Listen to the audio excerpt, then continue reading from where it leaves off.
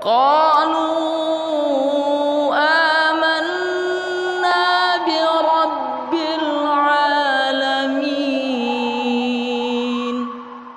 Seperti ada orang mengatakan, Ustaz, kok saya zikir terus ke Allah, tapi kok di saat yang bersamaan keinginan saya terhadap dunia juga semakin besar. Ya berarti zikirnya gede, tapi rasanya nggak ada. Karena tadi kan ilmu, rasa, itu harus ada dua-duanya. Jadi orang ini cuma ngamalin ilmu, tapi nggak ada rasanya. Makanya dia ucap, la ilaha illallah. Dia ngucapin la ilaha illallah, tapi nggak ketemu tuh la ilaha illallah di pikirannya, nggak ketemu di hatinya. Di lidahnya aja tuh la ilaha illallah. Makanya ada orang bilang, la ilaha illallah. Nggak, di hatinya itu nggak ada la ilaha illallah. Di mulut aja, maka nggak masuk ke hatinya. Padahal zikir terbaik itu yang masuk ke hati kan, bukan cuma di lidah. Lidahnya basah, hatinya ingat. Kan begitu zikir terbaik. Ini enggak, lidahnya aja basah, hatinya kering karena nggak masuk.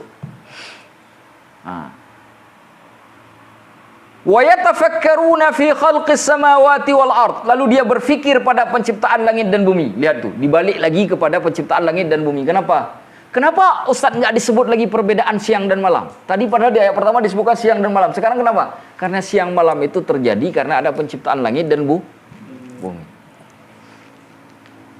Paham?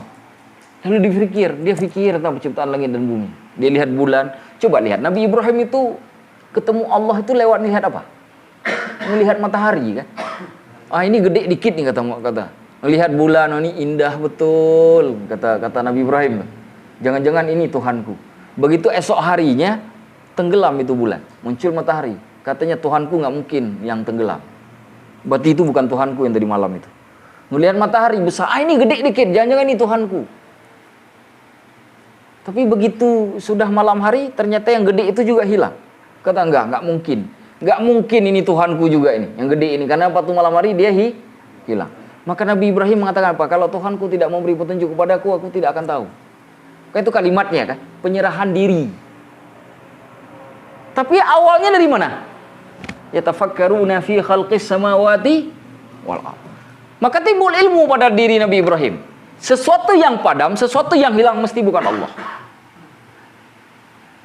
Sebagaimana Allah kalau sudah muncul tak akan pernah hilang. Betul kan? Tapi kemunculan Allah bukan seperti kemunculan matahari. Ada wujudnya. Seperti nanti kita akan memahami bahwa Allah itu seperti Nabi Isa. Seperti pemahaman orang-orang Nasrani. Enggak begitu. Wujud Allah bukan seperti itu, menampakkannya kepada makhluk. Sehingga semua makhluk bisa melihat dengan. Kalau Allah bisa dilihat dengan telanjang mata, lantas apa bedanya Allah dengan makhluk? Bukankah Allah mengatakan Allah sama dengan makhluk? Justru manusia tak boleh melihat Allah, tak boleh berbicara dengan Allah untuk membedakan Allah dengan jelas dengan makhluknya. Sedikit saja sama dengan makhluk, maka yang lain pun bisa disamakan. Satu saja sifat Allah yang sama dengan makhluk, semuanya bisa disamakan. Betul tidak? Maka Allah tutup supaya manusia tidak bisa mengakali Allah. Menunjukkan keagungan Allah. Itu hikmah kenapa Allah tak tampak. Kalau Allah tampak sakat, satu kali aja Allah tampak, Allah tak ada lagi beda dengan makhluk. Semua bisa disamakan. Makannya sama, mulutnya sama, apalagi yang beda. Maka Allah tidak menampakkan dirinya supaya kita tidak bisa mensifati Allah dengan sifat makhluk. Rabbana ma khalaqta hadza batila. Ya Tuhan kami, taklah Engkau ciptakan yang ini itu batil, sia-sia. Tak. Subhanaka, maha suci Engkau ya Allah, faqina adzabannar, dan selamatkan kami daripada azab neraka. Nah, sekarang pertanyaannya, apa hubungan penciptaan dengan neraka? Karena ayat Allah itu ada dua. Kalau dua ayat Allah ini diingkari, orang akan lahir masuk neraka. Ayat yang pertama ayat disebut dengan ayat Qur'aniyah, ayat Quran. Yang kedua ayat kauniyah, ayat tentang penciptaan, ayat tentang alam semesta. Itu ayat juga. Dua-dua diingkari, ujungnya neraka. Makanya kalimat di akhirnya ditutup faqina adzabannar, ya Allah, selamatkan kami dari azab neraka. Itu ayatnya itu. Jadi hubungannya ke sana. Sebagaimana Engkau menginginkan kami tidak mengingkari terkait dengan ayat-ayat Qur'an-Mu, maka jangan buat kami ya Allah mengingkari tentang penciptaan-Mu. Kenapa? Mengingkari penciptaan berarti mengingkari yang menciptakan. Kalau kita mengingkari bahwa makhluk bulan, matahari itu diciptakan, pada saat bersama kita sudah mengingkari Allah yang menciptakan bulan dan matahari. Paham maksud saya? Makanya faqina adzabannar itu ayatnya ditunjuk terakhir. Sedikit lagi. Fa fit ta'ammuli fikrun. Maka dalam pemikiran itu, dalam perhatian itu ada pemikiran. Ketika kita memperhatikan sesuatu, kita berpikir. Wa fit ta'ammul, pada saat kita memperhatikan fikrun. Ada, kita gunakan daya untuk berpikir. Wa fil fikri dzikrun. Pada saat kita berpikir, ada ingatan.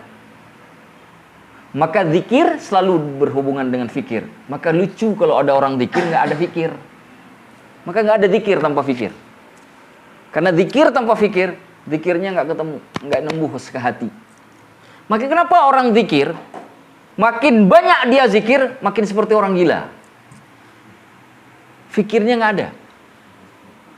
Orang yang makin, coba lihat ulama zikir. Ulama semakin zikir, semakin tawadhu, semakin manusiawi, semakin terlihat sebagai hamba. Kenapa? Zikir digabung dengan fikir. Dari mana kalimat zikir, fikir ini muncul? Nih dalilnya. Ini konsepnya. Perhatikan pada ayat kauniyah. Lalu tadabbur ayat Qur'ani. Ketika kita perhatikan ayat kauniyah, tadabbur dengan ayat Qur'aniyah, lahir fikir. Fikir ini ketika lahir kan ada konsep. Konsep tentang bulan, konsep tentang matahari, konsep tentang penciptaan bumi, konsep tentang penciptaan laut dan segala macam.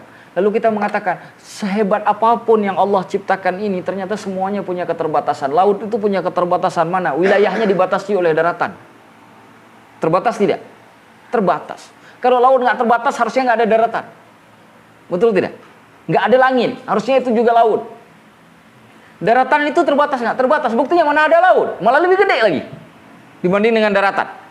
Yang menunjukkan bahwa semuanya terbatas. Lalu kita berpikir, nggak mungkin ini Tuhan. Seperti bahasanya Nabi Ibrahim, nggak mungkin ini Tuhan. Mesti yang menciptakan inilah Tuhan. Fikir nggak?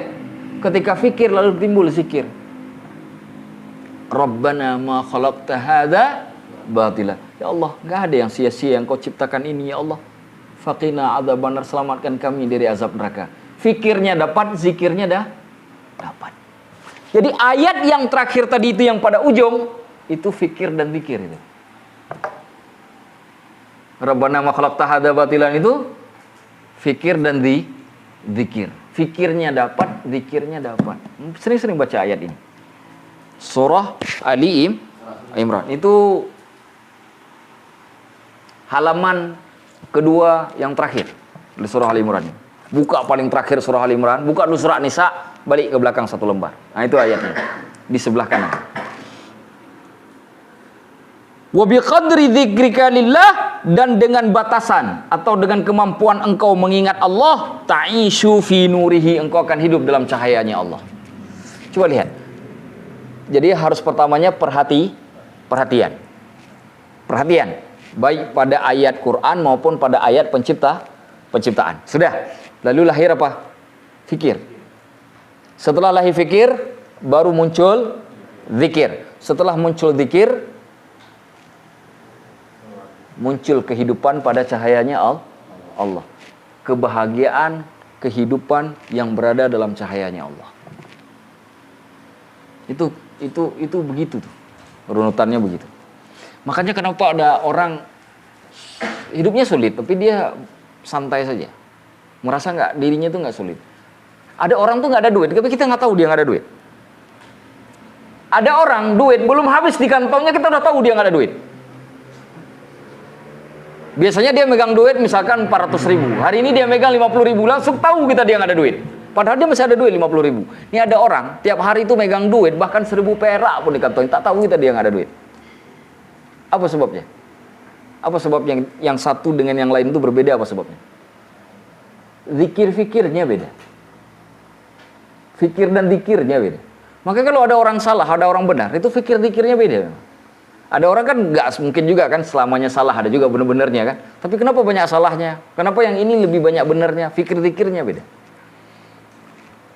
Sehingga hidup dalam cahaya Allahnya juga berbeda. Firman Allah, "Wa man lam yaj'alillahu lahu nura", barang siapa yang tidak Allah jadikan untuknya cahaya, famalahu min nur, maka dia tak punya cahaya. Makanya ada doa tuh kan. Allahumma ja'al li nura. Kan gitu kan? Wa fi amami nura. Di depanku cahaya, di belakangku cahaya. Kan ada doa tuh. Wa an syama'ili nura wa an yamini nura min fawqi nura wa min tahti nura. Di atasku ada cahaya, semuanya ada cahaya. Kenapa doanya begitu? Kenapa?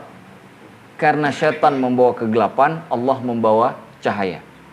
Taghut itu kan minadh-dhulumati ilan nur, daripada Allah itu menyelamatkan kita dari taghut itu dari kesesatan kepada cahaya, kan begitu? Maka dikasih cahaya biar kegelapannya hilang. Kalau cahaya dapat, iblisnya hilang. Kalau cahaya dapat, taghutnya hilang, kan begitu? Sebaliknya kalau hilang cahaya, yang datang siapa? Genderuwo lah. Betul gak? Genderuwo yang datang. Kalau cahaya Allah hilang, genderuwo datang. Tapi Ustaz, saya zikir. Kan banyak juga orang zikir tapi malah justru kemasukan. Kan ada yang macam-macam tuh. Kenapa? Karena zikir gak punya fikir. Punya lidah tapi gak punya afala ta'qilun, tak ada nih. Karena salah cara. Bagaimana salah cara? Ilmu, rasa, dan memilih baru terakhir. Dia paling terakhir langsung. Makanya orang kalau zikir saja nggak ada ilmu, bahaya. Orang kalau ngambil zikir saja, ini manusia sekarang ini paling senang tuh cari amalan. Ustaz, kasih amalan. Saya kalau diminta amalan pergi sana, nggak ada amalan. Ambil ilmu baru saya kasih amalan. Nggak ada amalan. Orang kan pengen jalan pintas sekarang. Orang sekarang pengen ke surga jalan pintas. Betul. Ustaz, saya tuh miskin, pengen tambah rezeki, kasih amalan. Kerja nggak mau. Kesel ini. Doa Allah itu kayak main-main. Iya kan? Kerja dulu baru amalan. Jangan langsung pengen cepat kaya. Makanya orang zikir, kalau dia nggak punya fikir, itu lebih gila daripada orang gak gila. Orang zikir itu. Kenapa? Zikir itu penuh dengan keinginan. Sehingga membuat tubuh kita itu panas. Panas betul. Kita panas dengan berbagai macam keinginan dan gejolak hati itu. Panas. Kalau nggak punya fikir, nggak punya ilmu, nggak ada kontrol. Ketika nggak ada kontrol, kita melebihi batas yang dibolehkan. Ketika melebihi batas yang dibolehkan, kita lebih terlihat lebih gila daripada orang gila. Ini bahaya zikir tanpa fikir. Makanya ulama itu kenapa begitu indah? Zikirnya kayak biasanya ringan. Tapi kok nikmat betul kita lihat. Zikir dan fikirnya ketemu jadi dua. Padahal mereka tuh kalau zikir bukan lebih dahsyat dari kita.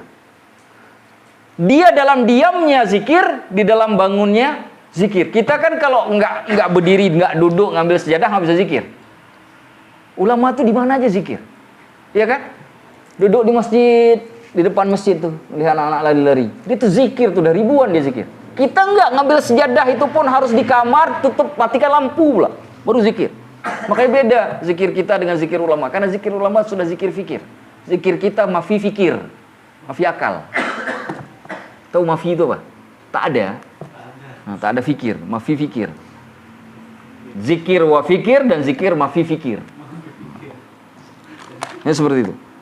Maka nggak dapat cahaya Allah. Wa may lam yaj'alillahu wa man lam yaj'alillahu lahu nura fama lahu min. Jadi kalau nggak ada dikasih cahaya oleh Allah, ya nggak ada cahaya. Ini doa tuh yang banyak.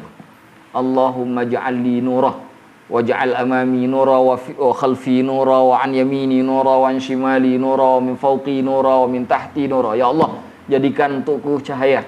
Di depanku cahaya, di belakangku cahaya, di kananku cahaya, di kiriku cahaya, di atasku cahaya, di bawahku cahaya. Semua sisi diliputi oleh cahaya.